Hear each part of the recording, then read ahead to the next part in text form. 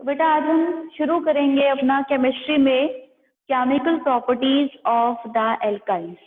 कुछ प्रॉपर्टी में आपको प्रॉब्लम आई है तो मैं बता रही हूँ, which is addition of water. ठीक है,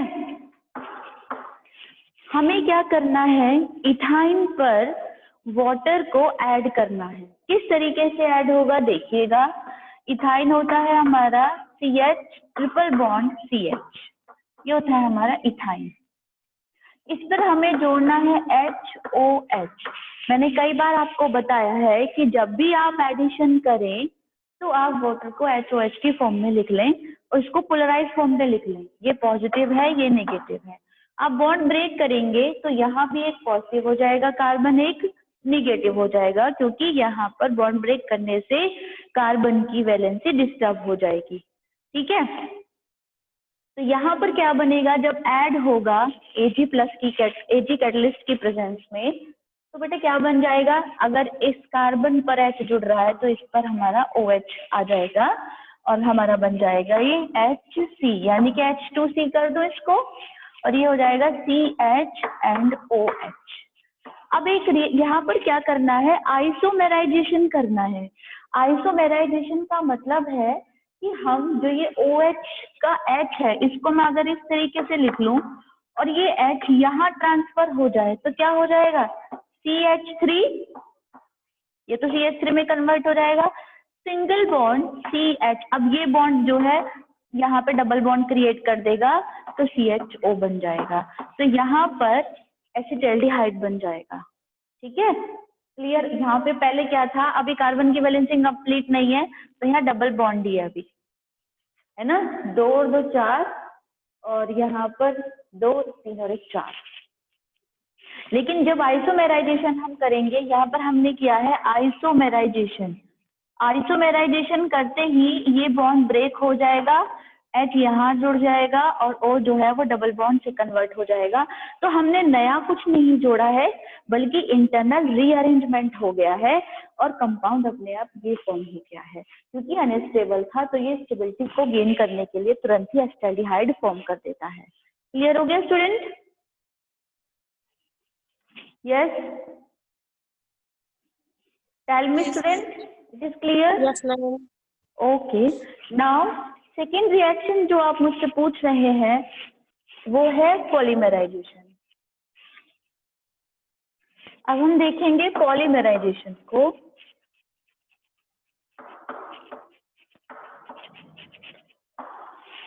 मैंने कल भी आपको बताया था पॉलीमराइजेशन है मोनोमर के थ्रू, यानी कि स्मॉल यूनिट्स जब ऐड होकर एक नई यूनिट, एक बड़ी यूनिट, एक ह्यूज यूनिट बनाती हैं तो हम उसको कहते हैं, उस प्रोसेस को कहते हैं पॉलीमराइजेशन।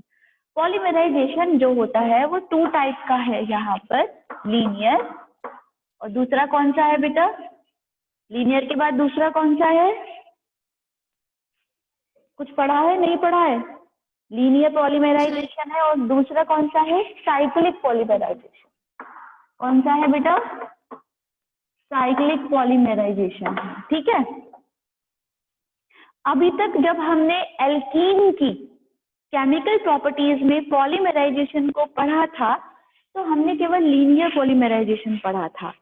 तो मैं यहाँ पर दोबारा से एग्जांपल नहीं दूंगी, केवल और केवल हम इथीन से यहाँ पर पॉलीमराइजेशन के थ्रू क्या बना देंगे, पॉलीथीन बन गई। ये तो हो गया लीनियर पॉलीमराइजेशन, जहाँ मैंने इथीन के नंबर ऑफ मॉलिक्यूल्स लेकर पॉलीथीन बना दी, तो it is a linear polymerisation. एक किसमें चल रहा है, एक लाइन में पॉलीमराइजेशन चल रहा है जहाँ पर इथीन एक मोनोमर है जो जुड़ रहे हैं और जुड़कर वो पॉलीमर बना रहे हैं जिसको हमने नाम दिया है पॉलीथीन। और हमने इसमें एल्कीन में भी इस प्रॉपर्टी को किया था जहां पर हमने हाई टेम्परेचर और हाई प्रेशर पुटअप किया था। क्लियर, याद आ गया? लेकिन साइक्लिक पॉलीमराइजेशन बिल्कुल नया है, इसको आप ठीक से देखिएगा। साइक्लिक में हम क्या करेंगे, इथाइन की 3 मोनोमर को लेंगे और इस तरीके से उनको लिखेंगे कि एक साइकिल बन जाए, एक एरोमेटिक कंपाउंड फॉर्म होने लगे। तो देखना बेटा हम कैसे करेंगे, 1 और यहाँ पर हम ले लेते हैं CH ट्रिपल बॉन्ड CH और CH ट्रिपल बॉन्ड CH और यहाँ ले लेते हैं CH ट्रिपल बॉन्ड CH। तो आप देख पा रहे हैं कि मैंने यहाँ पर 3 मोनोमर लिए हैं, किसके? इथाइन के। किसके लिए बेटा? इथाइन के। अब मुझे इनको अरेंज करना है। अगर मैं एक बॉन्ड यहाँ पर दे दूं इसका, तो यहाँ एक बॉन्ड क्रिएट हो जाएगा। अब यहाँ पर एक बॉन्ड क्रिएट हुआ तो ये स्ट्रक्चर बन गई। अब ये नीचे दे दे, यहाँ बॉन्ड क्रिएट हो जाएगा ऐसे। ये अब ऊपर दे दे तो यहाँ बॉन्ड क्रिएट हो जाएगा। आ रही बात समझ में? तो ये क्या हुआ? एक साइक्लिक स्ट्रक्चर बन जाएगी। साइक्लिक स्ट्रक्चर बन जाएगी तो क्या होगा? ये बॉन्ड, ये बॉन्ड, ये बॉन्ड, ये बॉन्ड कनेक्ट हो जाएंगे। मेरी बात समझ में आ रही है, नहीं आ रही है आप लोगों को? दूसरी तरीके से लिख लीजिए, जैसे आपको समझ में आ जाए। जैसे हमने इस तरीके से लिख लीजिए, 1 2, एक कार्बन ऐसे लिखा, दूसरा कार्बन हम लिख लेते हैं ऐसे, और एक कार्बन हम लिख लेते हैं बेटा इस तरीके से। ठीक है, अब थोड़ा आपको बेंजीन वाले स्ट्रक्चर में फीलिंग आने लगी होगी, बेंजीन के स्ट्रक्चर की। तो बेटा हम कैसे करेंगे अब इसको? जो मैंने किया था अभी, कि हम इसको सिंगल बॉन्ड से क्या कर लेंगे? कन्वर्ट करते हुए यहाँ पर लिख लेंगे। जैसे ये यहाँ दे रहा है अपना इलेक्ट्रॉन, ये यहाँ दे रहा है, ये यहाँ दे रहा है। तो अब शायद आपको बेंजीन की फिगर का थोड़ा सा लगने लगा होगा कि बेंजीन बन सकती है। बन जाएगी बेंजीन? नहीं, इथाइन से रेड हॉट करके अगर हम इथाइन को काफी अमाउंट में रेड हॉट कर दें तो वो बेंजीन फॉर्म कर देती है। तो ये इसको हम कहते हैं साइक्लिक पॉलीमराइजेशन। तो एक साइकिल की फॉर्म में हमने इस तरीके से इन सबको लिख लिया है, और ये क्या बन जाएगा? डबल बॉन्ड यहाँ क्रिएट हो जाएगा बेटा। यहाँ देखिएगा, इधर देख लीजिएगा, है ना। अगर मैं इसको लिखना चाहूँ तो बेटा ऐसा लिख सकती हूँ ना, C और C, ये और ये। अब यहाँ डबल बॉन्ड हुआ तो यहाँ सिंगल बॉन्ड हो गया, यहाँ डबल बॉन्ड हुआ तो यहाँ सिंगल बॉन्ड हो गया, यहाँ डबल बॉन्ड हुआ तो यहाँ सिंगल बॉन्ड हो गया। आ रहा है समझ में? तो ये क्या आपको फीलिंग दे रही है? क्या बन गया ये? C6H6। फिर हम इसको ऐसे भी तो लिख सकते हैं बच्चों, ये बन गया, ये बन गई हमारी बेंजीन। तो हमें एक कन्वर्जन भी आपकी बुक में है जो बहुत इंपॉर्टेंट है कि आप जो है किस तरीके से बेंजीन फॉर्म करेंगे, तो वो भी एक अच्छा कन्वर्जन है बेटा। लिखा है प्रॉब्लम 13.14 है, जिसमें लिखा हुआ है how will you convert ethanoic acid into benzene. तो बहुत ही इंपॉर्टेंट कन्वर्जन है, कई बार आपके पेपर में ये आ चुका है। तो इसको आप बहुत अच्छे से तैयार कर लेंगे, इस कन्वर्जन को स्पेशली। ठीक है, क्लियर है student? It is clear student? बोलिए। Yes ma'am. आगे बढ़े। Yes ma'am. Yes ma'am. आगे आता है हमारा नेक्स्ट बेंजीन आता है। अब अर्पिता आपने बनाया बेटा जो आप कह रहे थे? मैम आज बना लेंगे। ओके बेटा, बना के मुझे भेज देना, एक बार मैं चेक कर लूंगी। ठीक है। Now the last topic of this compound is benzene. तो हमने यहाँ पर क्या करा बेटा? एल्केन को पढ़ लिया, एल्कीन को पढ़ लिया, एल्काइंस को पढ़ लिया। अब हम पढ़ेंगे एरोमेटिक हाइड्रोकार्बन यानी कि बेंजीन के बारे में। तो अब हमारा जो टॉपिक है वो है एरोमेटिक हाइड्रोकार्बन।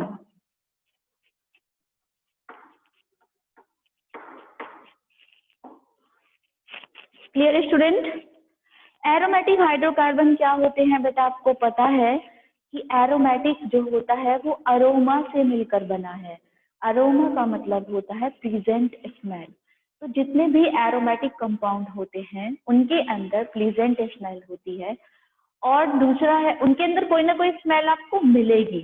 बेंजीन सभी एरोमेटिक कंपाउंड का पेरेंटल एटम है, जन्मदाता है। तो हम यहाँ पर जो है बेंजीन के बारे में ज्यादा पढ़ेंगे। ठीक है। अगर हम नोमेनक्लेचर की बात करते हैं तो नोमेनक्लेचर तो आपको आती है बेटा। अगर हम स्ट्रक्चर की बात करते हैं तो स्ट्रक्चर बेंजीन की आपको आती है नहीं आती है? कई बार हमने कैलकुलेट की बनाई। बोलिए बोलिए। जैसे ये बेंजीन हमने बनाई, बेंजीन में एक रिंग होती है, double single double single double, ये बेंजीन है। इसका दूसरा एग्जांपल हम एरोमेटिक हाइड्रोकार्बन का ले सकते हैं, नेफ्थलीन। बेटा जो नेफ्थलीन होते हैं वो उनको हम फिनाइल की गोली भी कहते हैं और उनको हम कपड़ों वगैरह में रख देते हैं।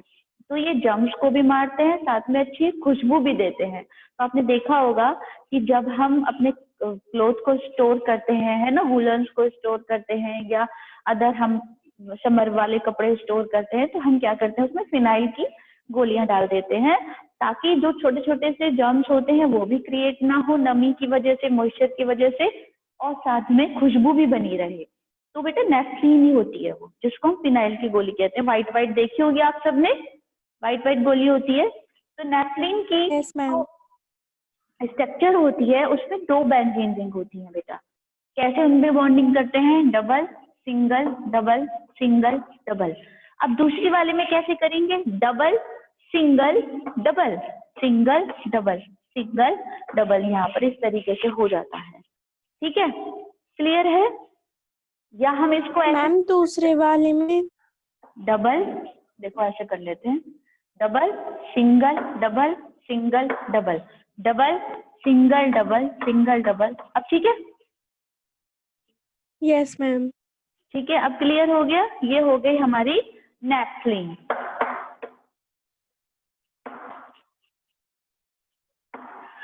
अगर बेटा आपको एंथ्रासीन बनाना है, वो भी एक एरोमेटिक हाइड्रोकार्बन है और उसमें तीन जो हैं वो बेंजीन रिंग होती हैं।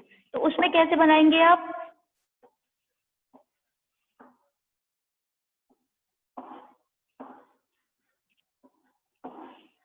Double single double single double double single double single double double single double single double. इस तरीके की दो वैलेंस यहाँ कंप्लीट हो पाती हैं। इस तरीके से आपको एंथ्रासीन में जाना पड़ेगा। जरूरी नहीं है कि ये जो आपकी, या आप चाहें तो आप इन सबको, अगर आपको दिक्कत आती है तो आप इन सब में इस तरीके से डीलोकलाइजेशन भी कर सकते हैं, कोई गलत नहीं करेगा। आप चाहें तो नेफ्थलीन में डीलोकलाइजेशन कर सकते हैं, चाहे तो बेंजीन में कर सकते हैं, वो गलत नहीं होगा, क्योंकि alternative single and double bond benzene ring के अंदर होते हैं, तो जिनको हम डीलोकलाइजेशन कर देते हैं पाई इलेक्ट्रॉन का, और हम सिंपल एक उसमें एक सर्कल बना देते हैं। ठीक है, तो ये भी दिक्कत नहीं है। अब हम यहाँ पर आपको पहले भी हम बता चुके हैं, जब हमने इसका ऑर्गेनिक कंपाउंड्स का इंट्रोडक्शन दिया था, कि बेंजीन, जिनके अंदर बेंजीन रिंग होती है उनको हम बेंजीनॉइड कहते हैं, और जिनके अंदर बेंजीन रिंग नहीं होती है हम उनको नॉन बेंजीनॉइड कहते हैं। ठीक है, आपको पता है ना? तो नेफ्थलीन इज बेंजीनॉइड और नॉन बेंजीनॉइड? बेंजीनॉइड। बेंजीनॉइड। ठीक है ना? नोमेनक्लेचर आपको आती है, बार बार इसे नहीं पढ़ेंगे, स्ट्रक्चर आती है आपको। यहाँ पर हम रेजोनेंस आपको जरूर बताऊंगी मैं बेंजीन का, जो आपको समझना है, resonance and stability of the benzene. ठीक है, बाकी आप पढ़ते रहेंगे और मैं आपको बताऊंगी इसका resonance and stability of benzene. अगर बेटा मुझे बेंजीन के अंदर रेजोनेंस बनाना है तो मैं कैसे बनाऊंगी बेंजीन के अंदर? नॉर्मल सी बात है कि कैकुले के स्ट्रक्चर के अकॉर्डिंग डबल सिंगल डबल इस तरीके से होती हैं। ये रेजोनेंस इसकी स्ट्रक्चर बन गई और ये इस तरीके से हो गई। ओवरऑल एक्चुअल स्ट्रक्चर बेंजीन की कैकुले के अकॉर्डिंग यही होती है। यू नो वेरी वेल, ऐसी कोई दिक्कत तो है नहीं, आपको पता ही है। इस तरीके से कैकुले स्ट्रक्चर है ये। किसने दी थी ये? कैकुले ने।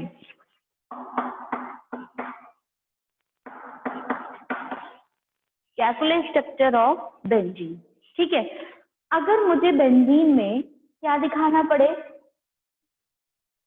रेजोनेंस दिखाना पड़े, तो मैं कैसे दिखाऊंगी रेजोनेंस, बताइए। यहाँ पर हम देख रहे हैं कि बेंजीन के अंदर सिग्मा और पाई बॉन्डिंग होती है ना। भाई यहाँ पर सिग्मा है तो यहाँ पे पाई बॉन्डिंग है, यहाँ पे सिग्मा है तो यहाँ पे पाई है, यहाँ पे सिग्मा है तो यहाँ पर पाई है ना। सिग्मा और पाई बॉन्डिंग अल्टरनेट चलती है ना। तो मैं इसको कैसे दिखा सकती हूँ बेटा, सिग्मा को इस तरीके से सिग्मा और पाई बॉन्डिंग में कर सकती हूँ। दूसरा, यहाँ से जो सी से एच कनेक्टेड है वहां पे भी सिग्मा बॉन्डिंग है, सिग्मा बॉन्डिंग भी और पाई बॉन्डिंग भी यहाँ पर बेंजीन में बहुत सारी है, ठीक है। अगर मुझे यहाँ पर पाई बॉन्डिंग दिखानी है, रेजोनेंस स्ट्रक्चर दिखानी है, तो मैं कैसे दिखाऊंगी बेटा, इसको देखिएगा ध्यान से। ये आपको क्लियर हो गया सब, देखिएगा आप, इसको प्लानर बना लेते हैं और इसको हम किस तरीके से ऐसे रिप्रेजेंट कर लेते हैं। वन, मैं बड़ी बड़ी बंद करके बना रही हूँ ताकि आपको इजीली स्ट्रक्चर दिखाई दे। 6 कार्बन मैंने बनाए, दिख रहा है सबको, ठीक है। हर कार्बन में हमें क्या करना है, अगर यहाँ पर पाई बॉन्डिंग दिखानी है बेटा, तो किस तरीके से दिखाएंगे हम पाई बॉन्डिंग,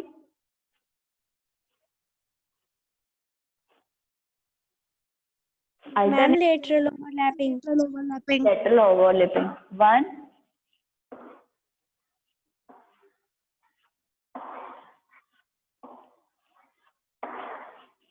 क्योंकि हर कार्बन यहाँ पर sp2 कैरेक्टर शो कर सकता है ना हर कार्बन, क्योंकि जरूरी थोड़ा है कि हमने डबल बॉन्ड क्रिएट किया हो तो अगली बार यहाँ डबल बॉन्डिंग नहीं आ सकता है ना। कैलकुले की स्ट्रक्चर के अकॉर्डिंग हर जगह डबल बॉन्ड है तो हमने डीलोकलाइजेशन कर दिया, तो हम हर जगह पाई बॉन्डिंग दिखा रहे हैं, इसी तरीके से स्टेबल होता है ये।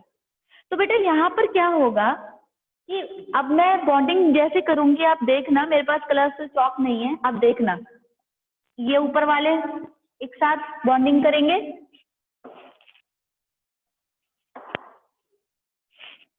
कर रहे हैं ना।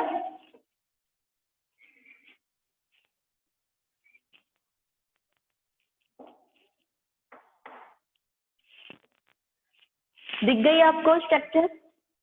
जब मुझे पाई बॉन्डिंग दिखानी है तो मुझे पाई बॉन्डिंग कैसे लेटरल ओवरलैपिंग से बनती है, तो बेटा ऊपर वाले लोब एक साथ करेंगे, नीचे वाले लोब एक साथ बॉन्डिंग करेंगे, तो आपको 3 बेंजीन दिखाई देंगी। एक तो जनरल जो हमने बनाई थी, दूसरी ये वाली दिख रही है बच्चों, जहाँ पे मैं इसको डबल ट्रिपल कर रही हूँ। Yes ma'am. क्लियर हो गई? ये 3 बेंजीन कैसे हो गए? बेटा एक तो बेंजीन हमने बनाई थी जिस पर हमने ये दिखाए थे। Yes ma'am. अब हम ऊपर की लेटरल, अब हम यहाँ पर पाई बॉन्ड फॉर्मेशन कर रहे हैं, तो पाई बॉन्ड कैसे बनेगा, जब ऊपर के लोब तो एक साथ रिएक्शन करें और नीचे के एक साथ करें, तो नीचे का कैसे दिखाएंगे, अब ये नीचे वाले यहाँ करेंगे, ठीक है, ये इस नीचे से करेगा, ये यहाँ से करेगा, ये यहाँ से करेगा, और ये बेटा नीचे वाला जो है वो यहाँ से हमने स्टार्टिंग करी थी ना, कहाँ से करी थी, यहाँ से, तो ये यहाँ से और ये हमारा यहाँ से। तो आप देखिए बेटा, ये भी एक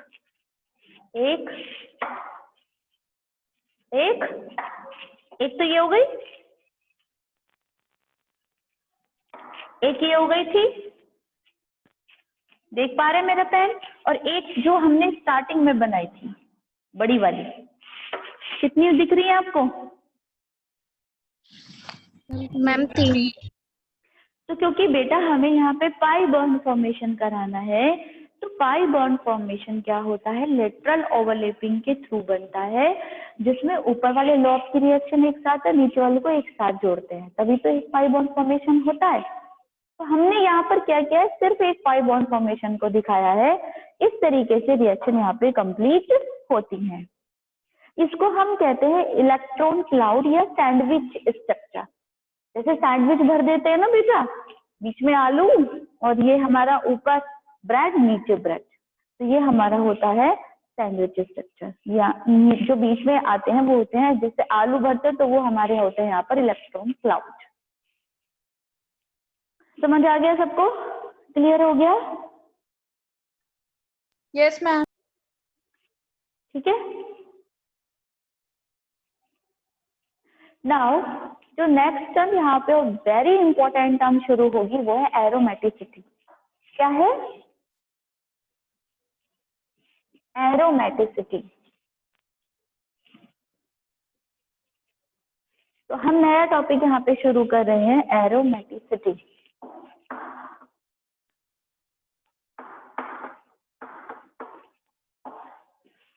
एरोमेटिसिटी क्या है? देखिए, जैसे हमारी बेंजीन रिंग है तो उसमें क्या होता है बेटा, वो हमारे एरोमेटिक कैरेक्टर शो करती है। एरोमेटिक कैरेक्टर क्या होते हैं कि वो एक प्लेन में हो, ठीक है, हकल रूल को ओबे करे, पाई इलेक्ट्रॉन का कंप्लीट डिलोकलाइजेशन हो, तो वही कंपाउंड होते हैं एरोमेटिक, जो कुछ हमारी कैरेक्टरिस्टिक प्रॉपर्टी शो करते हैं। उसी टर्म को हम कहते हैं एरोमेटिसिटी। तो मैंने आपको 3 रूल बताए यहाँ पर। एरोमेटिक कंपाउंड जो होते हैं वो तब एरोमेटिसिटी शो करते हैं जब वो 3 रूल्स को फॉलो करते हैं। पहला कि वो एक प्लेन में होते हैं, जैसे मैंने बेंजीन को एक प्लेन में दिखाया था, ये वाली कंडीशन, ठीक है, एक प्लेन में आ जाए वो। दूसरी वाली कंडीशन क्या है? कंप्लीट डिलोकलाइजेशन हो पाई इलेक्ट्रॉन्स का। थर्ड क्या है? Obey the हकल rule. हकल रूल क्या होता है? 4n+2 पाई इलेक्ट्रॉन, ये होते हैं हकल रूल। जैसे 2 का टेबल होता है ना, 2 4 6 8, अगर n इक्वल टू 2 1 इंटीजर रख दीजिए, कुछ भी आप 0 1 2 3, और अगर आपका पूरा रिजल्ट निकल के आता है 2 4 6, एक सम निकल के आता है, तो वो कंपाउंड एरोमेटिक होगा, अदरवाइज नहीं होगा। और नंबर जो यहाँ पर आएगा निकल के, तो ये होता है हमारा हकल रूल, तो वो एरोमेटिक नहीं होगा, वो नॉन एरोमेटिक होगा, ठीक है। लेकिन कुछ कंपाउंड ऐसे होते हैं जो एरोमेटिक नहीं है, फिर भी एरोमेटिसिटी शो करते हैं, क्योंकि वो हकल रूल को ओबे कर लेते हैं। क्लियर है पॉइंट? जैसे मैंने आपसे कहा बेटा बेंजीन, क्या बेंजीन एरोमेटिक कंपाउंड है? है, क्योंकि यहाँ पर पाई इलेक्ट्रॉन 3 है, 3 है ना पाई इलेक्ट्रॉन, तो n इक्वल टू आप 3 रखेंगे, तो क्या आ जाएगा? कितना आएगा? 14 आ जाएगा। या आपको पता है पाई, अगर हमारे ऐसे ही काउंट कर सकते हैं हम कि हमारे 3 पाई बॉन्ड है यहाँ पर, तो एक पाई के अंदर क्या 2 इलेक्ट्रॉन्स होते हैं, तो 6 पाई इलेक्ट्रॉन्स हो गए, तो बेंजीन एरोमेटिक हो गया। क्योंकि 2 4 6 8 10 12 14 16, इसमें अगर हमारे पाई इलेक्ट्रॉन्स आते हैं इस रेशो में, तो वो कंपाउंड एरोमेटिक होता है, अदरवाइज नहीं होता है, ठीक है। तो बेंजीन हमारा एरोमेटिक कंपाउंड है। अब यहाँ पे मैं बनाती हूँ साइक्लोपेंटाडाइइनाइल। कैसे? ये वाला साइक्लोपेंटाडाइइनाइल, जो यहाँ पर मैंने कंपाउंड बनाया है बेटा, ये, और यहाँ निगेटिव चार्ज के साथ 2 इलेक्ट्रॉन है, ये मैंने बनाया साइक्लोपेंटाडाइइनाइल एनायन। तो क्या ये यहाँ पर एरोमेटिक कंपाउंड होगा?